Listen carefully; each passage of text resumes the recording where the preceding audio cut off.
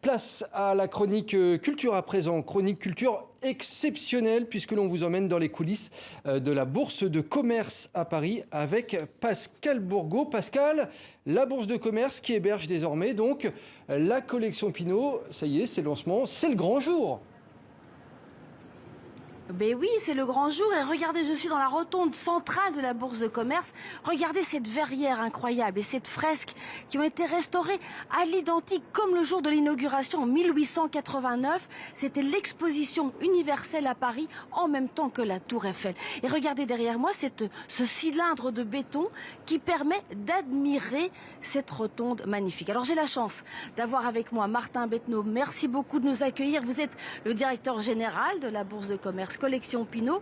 Une simple question s'impose. Pourquoi avoir associé l'ancien et le nouveau ? Alors tout le projet de ce musée, comme celui des autres musées de la collection Pinault qui sont à Venise, c'est un dialogue entre l'histoire et le présent, entre le 19e et le 21e siècle, entre ces splendides décors du 19e et un geste architectural contemporain, celui du grand architecte japonais Tadao Ando. Un dialogue entre le passé et le présent qui répond à un dialogue entre l'architecture et les œuvres d'art et bien sûr un dialogue entre les artistes et le public, puisque c'est bien de cela qu'il s'agit dans un musée d'art contemporain. Alors aujourd'hui, vous inaugurez un nouveau musée dans le panorama parisien entre le Louvre et le Centre Pompidou. Quelle est la spécificité en fait de la collection Pinault ? Alors on sait que Paris est l'une des villes les plus riches du monde en matière de musées. On a l'immense chance d'être dans l'hypercentre de Paris, entre les plus grands musées du monde, le Louvre qui est le plus grand musée d'art ancien du monde, le Centre Pompidou qui est l'un des tout premiers grands musées d'art du XXe siècle au monde. Nous, on vient dans ce paysage apporter un point de vue très particulier, celui d'un collectionneur engagé sur l'art d'aujourd'hui, l'art en train de se faire, la création vivante, celle des jeunes artistes. Eh bien, merci beaucoup. On vous souhaite beaucoup de succès. Déjà, ce premier jour d'inauguration, il y a énormément de gens. Longue vie à la Bourse de commerce et la Fondation, la collection Pinault. Merci beaucoup. Merci. Bon, et puis Pascal, alors, bien Nicolas, entendu, oui, Pascal, on a hâte de découvrir ce qu'il y a dans ce nouveau musée d'art contemporain à Paris. Alors, un des points forts de cette collection Pinault, c'est la volonté d'exposer des artistes noirs et des artistes afro-américains. J'étais un peu plus tôt dans la journée dans la salle unique en Europe dédiée à David Hammons, qui est un artiste afro-américain de New York. Et cette salle est vraiment unique, c'est la première fois qu'on rassemble autant de pièces. Je vous propose d'écouter Jean-Jacques Ayagon, directeur général de la collection Pinault, qui nous a fait une visite privée. C'est un artiste engagé, un artiste qui a souhaité d'ailleurs dans son art, dans ses œuvres, nous parler de la révolte, de la résistance des Noirs, de leur désir à la fois de liberté, d'égalité, de dignité et de reconnaissance de leur talent et de pleine reconnaissance de la place qu'ils peuvent occuper, qu'ils doivent occuper au sein de la société américaine.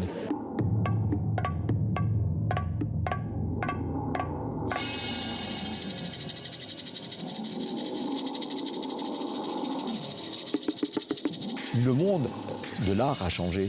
Pendant longtemps, la scène artistique s'est déroulée entre l'Europe occidentale et la côte est des États-Unis. Désormais, cette scène artistique, elle est universelle, elle est mondiale, elle est multipolaire et de plus en plus, les continents du Sud y prennent une place importante. L'Amérique du Sud, le Brésil, les pays hispanophones, l'Afrique, l'Asie également. Alors dans la collection Pinault, il n'y a pas que des artistes noirs et afro-américains, il y a aussi des artistes européens, français, francophones, suisses, notamment Myriam Kahn. Et je vous propose de réécouter d'autres guides particuliers. Cette première exposition de la Bourse de commerce que François Pinault a souhaité consacrer tout entier au thème de la figure humaine, du visage, du regard. Il lui a en effet semblé qu'après la terrible année que nous avons vécue, l'année de pandémie, l'année où tout s'est interrompu, où nous avons été obligés de nous replier sur nous-mêmes, il a souhaité qu'on puisse les uns et les autres à nouveau s'interroger sur la place des êtres humains dans l'art et également de nous interroger sur l'intérêt que les artistes d'aujourd'hui portent à la place de l'humanité dans le monde.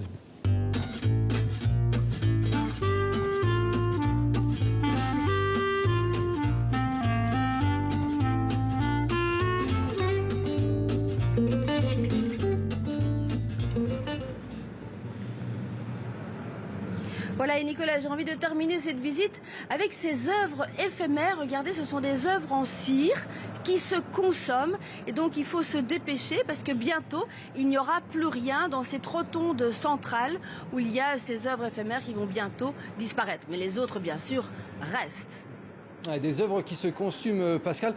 Est-ce qu'on va pouvoir y aller sans mesures sanitaires? Qu'est-ce qui est mis en place actuellement au sein de ce musée? Alors, ce week-end, c'est le week-end de Pentecôte, c'est le week-end d'inauguration, visite gratuite à partir de mercredi, parce que le musée est fermé tous les mardis, à partir de mercredi, visite normale, sur réservation, évidemment, les jauges l'imposent, les mesures sanitaires l'imposent, et puis alors après, port du masque, comme dans tous les musées, mais ça se passe très bien, je vous assure qu'aujourd'hui, ce premier jour d'inauguration, énormément de gens, beaucoup de familles, beaucoup d'enfants et beaucoup d'œuvres très, très, très originales à découvrir. Pascal, moi je vois les images actuellement, elles ont l'air vraiment magnifiques. S'il y a une pièce, un endroit qui vous a séduit dans ce nouveau musée, c'est quelle pièce, c'est quel endroit? Parce que ça a l'air vraiment très beau. C'est très très beau, il y a beaucoup de choses, impossible de vous raconter tout. Moi j'ai beaucoup aimé la salle David Hammons parce que c'est un artiste militant. Je ne sais pas si vous le voyez sur les images, mais il y a notamment des œuvres qui font référence au baiser de Klimt avec deux personnages noirs peints un peu de manière très originale. Et puis il y a des installations, parce que c'est le point fort de cet artiste. Beaucoup de choses à découvrir et à redécouvrir si vous les avez déjà vues ailleurs, évidemment, dans la Fondation Pinault. Mais vraiment, ça vaut le coup. Ne manquez pas. Une dernière question, il nous reste une minute encore, Pascal. Quel était l'objectif principal, en fait, de ce nouveau musée à Paris? Vous l'avez dit, c'est d'exposer des artistes du monde entier. Mais est-ce qu'il y a d'autres objectifs, comme par exemple vulgariser l'art contemporain auprès des Parisiens et des visiteurs d'autres pays?